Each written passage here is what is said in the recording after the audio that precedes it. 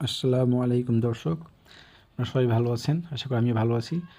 আজকে আমি আপনাদের দেখাবো গ্রামের পুকুরে কিভাবে মাছ চাষ করা হয় জাল দিয়ে। এটি লোকেশান হচ্ছে আমাদের চাঁপাইনবাবগঞ্জের মধ্যেই।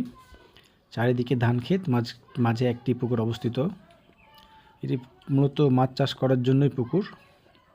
দেখেন জেলেরা কীভাবে মাছ চাষ করছে, যে জাল দিয়ে মাছ চাষ করছে। জালটির নাম সম্ভবত কাপা জাল। এই জাল দিয়ে আমাদের এলাকায় মাছ চাষ করে।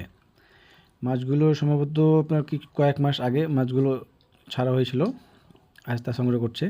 আরেকটি মজার বিষয় হচ্ছে, মাছ ধরতে ধরতে আমাদের জালে একটি সাপ ধরা পড়েছে, যা একটি ছেলে একটি লাঠির আঘাতে সাপটিকে মেরে ফেলেছে এবং বাইরে ছুঁড়ে ফেলে দিচ্ছে।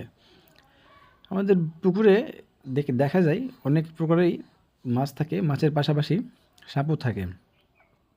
যখন আমরা জাল দিয়ে মাছগুলো চাষ করি তখন সাপটা জালে বেঁধে উপরে চলে আসে।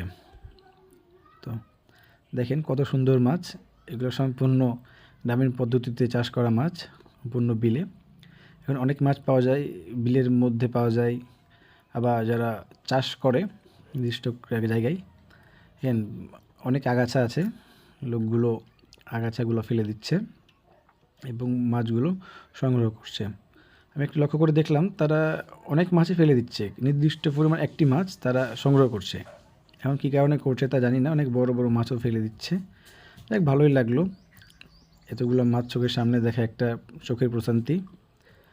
আপনারা আমাদের পেজে থাকলে এরকম ভিডিও আরও পাবেন। আপনারা মাছ খেতে চাইলে অবশ্যই আমাদের চাপায় চলে আসবেন, আমার সাথে যোগাযোগ করবেন, ইনশাল্লাহ আপনাদের মাছ খাওয়াবো আমি। দেখেন কত সুন্দর মাছ, তাই না? একসাথে দেখতে কত ভালো লাগে।